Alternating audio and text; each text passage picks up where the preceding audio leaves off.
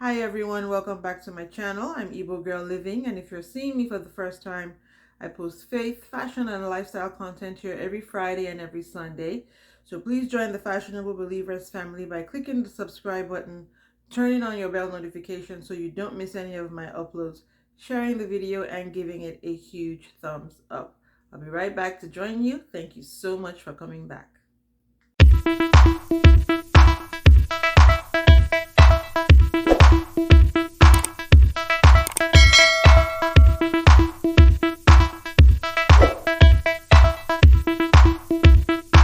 So a few weeks ago, I shared a video and talked about the wise helpmate, and our illustration from the Bible was Abigail.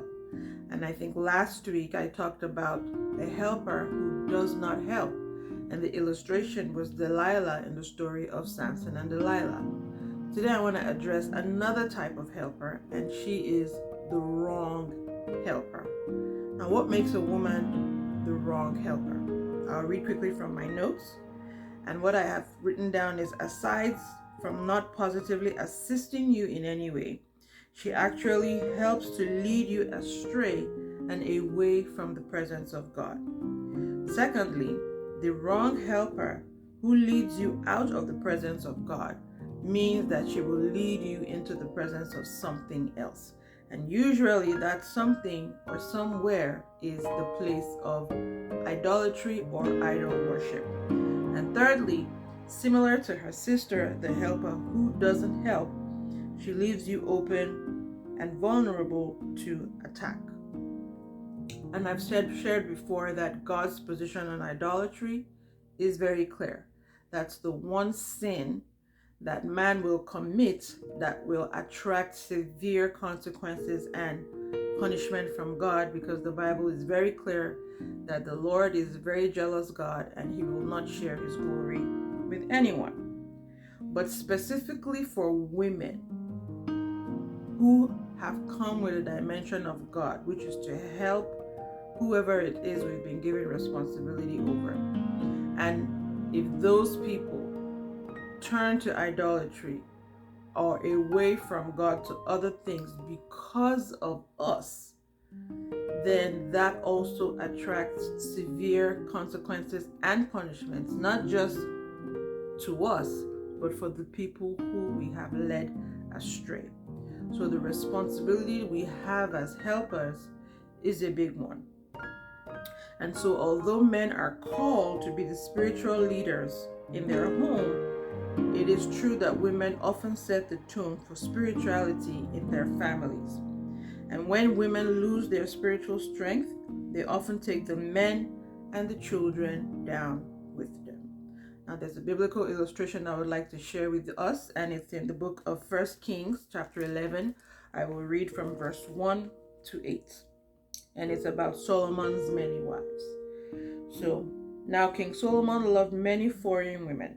Besides Pharaoh's daughter, he married women from Moab, Ammon, Edom, Sidon, and from among the Hittites. The Lord had clearly instructed the people of Israel, you must not marry them, because they will turn your hearts to their gods. Yet Solomon insisted on loving them anyway. He had 700 wives of royal birth and 300 concubines. And in fact, they did turn his heart away from the Lord. In Solomon's old age, they turned his heart to worship other gods instead of being completely faithful to the Lord his God as his father David had been.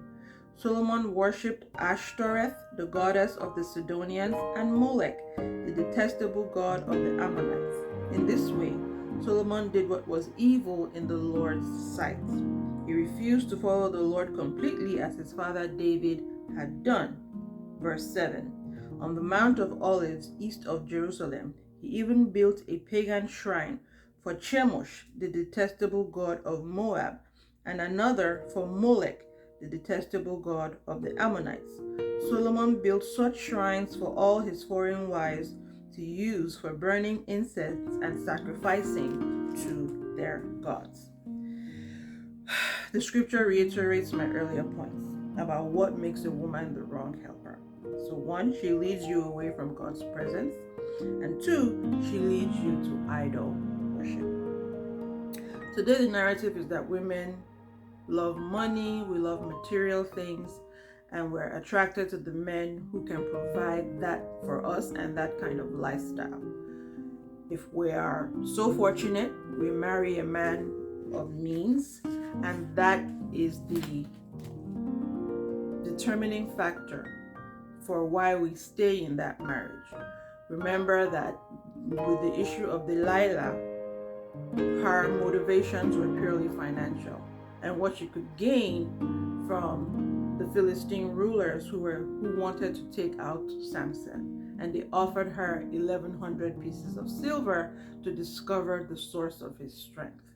In the same way, a woman who is purely motivated by financial means today leaves that place of assignment, which is her home and marriage, vulnerable, open to attack.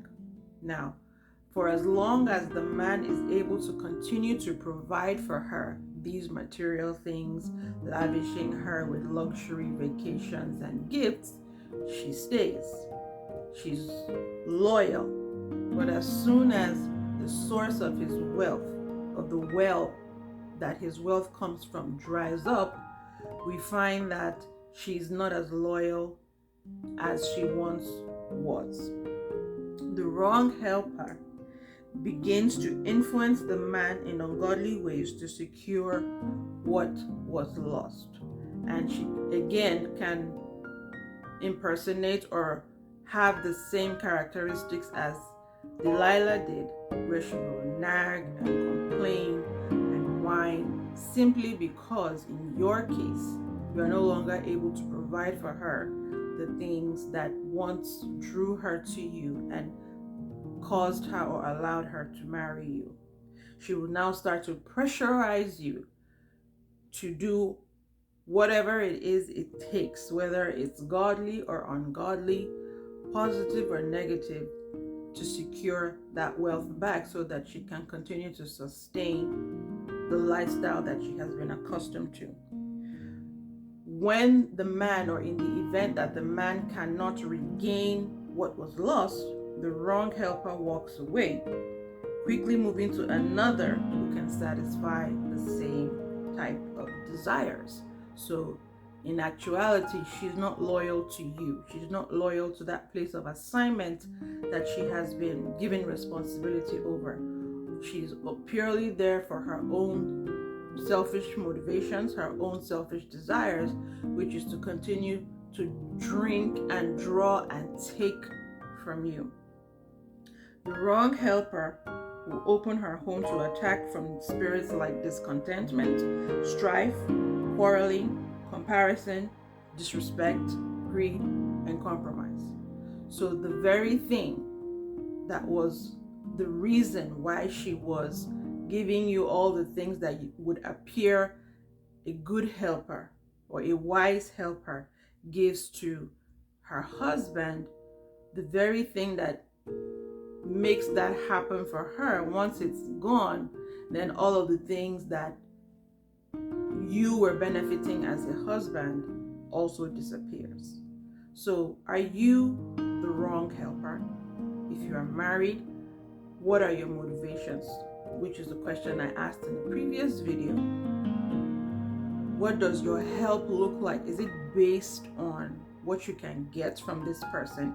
If it's not money that's your motivation or the thing that drives you, what is? Is it the fact that your husband has this platform of popularity and fame, and so by virtue of being married to him, you also become famous and known and popular? Or does being Mrs. So-and-so open doors for you that ordinarily by yourself you couldn't have opened? I think it's necessary as women for us to sit back and do some sort of self-assessment when we are seeking or desiring marriage. And if we are married and have been married for some time, have our motivations changed? We know the economy is what it is. It's moving mad. And so it's causing a lot of people to really act out of character. Right now, people are looking for security. They're looking for financial sufficiency, financial independence, if you will. And when they cannot secure that for themselves because the economy is so difficult, what the natural human inclination is to latch on to someone else who can. Now, it's not just women who can latch on to a successful or wealthy man. Men can also do that. But because this channel really is targeted at women, that's why I'm posting or posing the question to us. What are the motivations we have for entering into a marriage? If we have several suitors who are seeking our hand, and maybe 2 or 3 of them are very well to do, and another 1 or 2 of them not so much, do the ones who have the means and the wealth and the money, do they just automatically become more attractive to us? Do they not automatically become the one that is our spec, rather than the man who doesn't have as much financially, but is the man who will cover you spiritually, is the man who will honor you, spirit, soul, and body, is the man who respects you and gives you your wings to fly and be independent, and provides the space that is safe for you to do what you are supposed to do in his life as his helpmate. But when motivations become selfish and self-seeking, we push our God-given assignment to the back burner purely to satisfy our own selfish desires. So understand that if you are the wrong helper, you are not only endangering yourself, but you are leading other people astray and leading them into being on the receiving end of God's punishment. Because again, idolatry is one of the more detestable sins in the eyes of God. Your heart, your love, your worship, your reverence has now gone to something else that should be given to God. And God will not share his glory with anybody.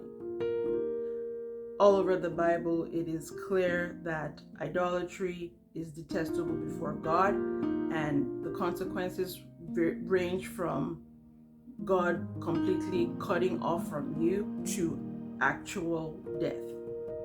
So when you are the reason why people are led astray, when you are the reason why a man, children, a group of people will abandon God and move to idolatry, if you are the reason,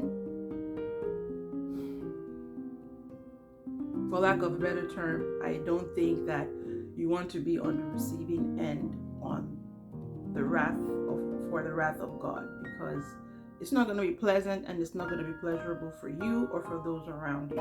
And I don't think as women we want to have that on our conscience, that we are the reason why our husbands or our children stray from God. Life itself is enough reason to take away the hearts and the focus of whoever it is you are responsible over to other things. It cannot come from you. That's not why you were created. That is not the DNA that you have. The DNA that you have is of a helpmate, and you carry such a presence and a powerful dimension of God that needs to find expression in the place that he has put you, which is your sphere of assignment. You've been anointed for that. There's a fresh oil that God has given you and will consistently give you as long as you continue to show up as that helper for that man, that family, that group of people, that one person who come into your life. Outside of that, you've left the place that you should occupy, covering it with your prayers, with your presence. You've left it exposed.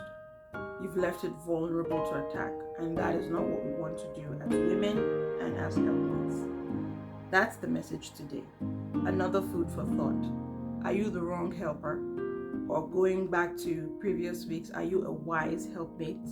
Or are you a helper who doesn't help? Where do you fall? Understand what motivates you. Understand what drives you.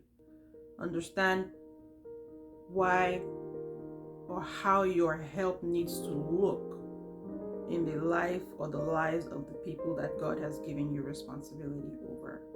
Leave your thoughts and comments in the comment section. Let me know what you think. Don't forget to subscribe to the channel and turn on your bell notifications so you don't miss any uploads. I hope we've taken away one or two things and that we continue to consistently come back to hear what it is that we're supposed to do and be as women and helpers who have been ordained by God to occupy that role on earth. What does that look like for you?